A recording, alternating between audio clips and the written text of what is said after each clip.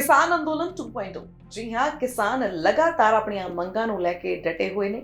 ਕੇਂਦਰ ਸਰਕਾਰ ਅਤੇ ਕਿਸਾਨਾਂ ਵਿਚਾਲੇ ਮੀਟਿੰਗਾਂ ਦਾ ਦੌਰ ਵੀ ਜਾਰੀ ਹੈ। ਹੁਣ ਫਿਲਹਾਲ ਚੌਥੇ ਗੇੜ ਦੀ ਮੀਟਿੰਗ ਵੀ ਹੋਈ ਸੀ ਔਰ ਇਸ ਦੇ ਵਿੱਚ ਕੇਂਦਰ ਸਰਕਾਰ ਵੱਲੋਂ ਕਿਸਾਨਾਂ ਦੇ ਲਈ ਇੱਕ ਪ੍ਰਸਤਾਵ ਵੀ ਰੱਖਿਆ ਗਿਆ ਸੀ, ਜਿਸ ਨੂੰ ਹੁਣ ਕਿਸਾਨਾਂ ਨੇ ਠੁਕਰਾ ਦਿੱਤਾ ਹੈ।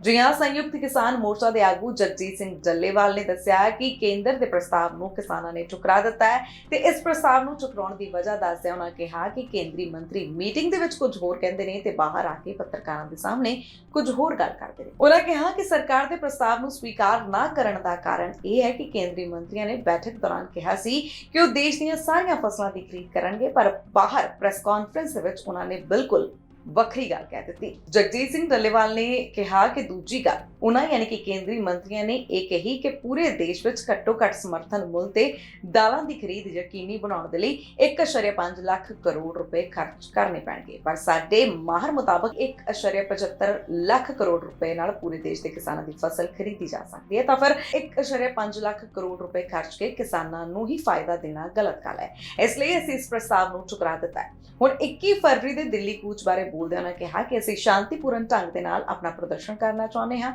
ਸਾਡਾ ਟਕਰਾਅ ਪੈਦਾ ਕਰਨ ਦਾ ਕੋਈ ਮੰਤਵ ਨਹੀਂ ਹੈ। ਉਹਨਾਂ ਕਿਹਾ ਕਿ ਅਸੀਂ ਜੋ ਕਹਿ ਰਹੇ ਹਾਂ ਉਹ ਮੰਗਾਂ ਨਹੀਂ ਹਨ, ਸਗੋਂ ਸਰਕਾਰ ਵੱਲੋਂ ਸਾਡੇ ਨਾਲ ਕੀਤੇ ਵਾਅਦੇ ਹਨ।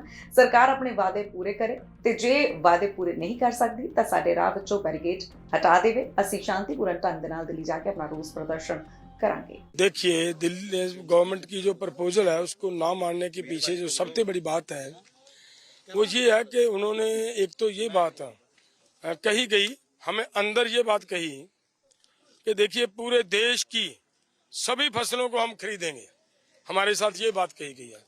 और लेकिन बाहर आकर जो प्रेस के सामने बात कही गई वो इससे बिल्कुल उल्ट कही गई। वो ये कहा गया कि जो किसान अदर क्रॉप्स को छोड़कर, धान और कणक गेहूं को छोड़कर जो किसान इन फसलों की खेती करेंगे उनको देंगे।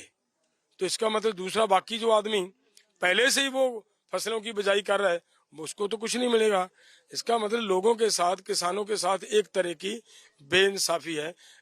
वो बेइंसाफी को देखते हुए हमें ये लगा कि हमें इस प्रपोजल में कुछ नजर किसानों के लिए नजर नहीं आ रहा।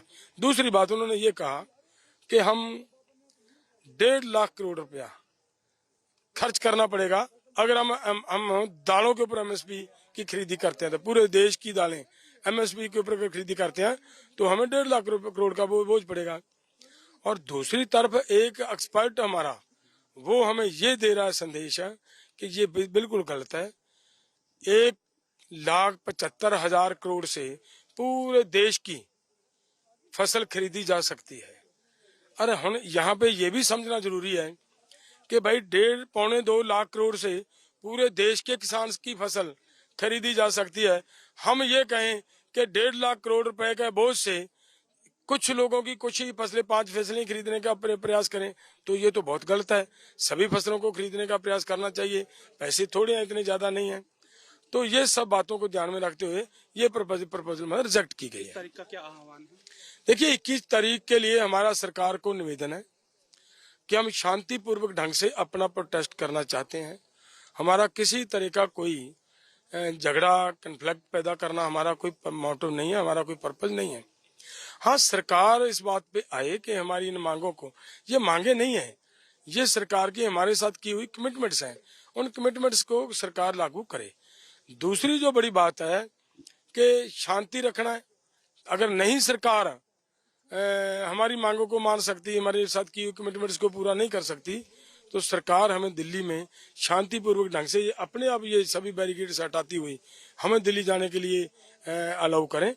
हम दिल्ली में जाकर हमें वहाँ जगह दें, हम वहाँ शांतिपूर्वक ढंग से आंदोलन करें। Subscribe to One India channel and never miss an update.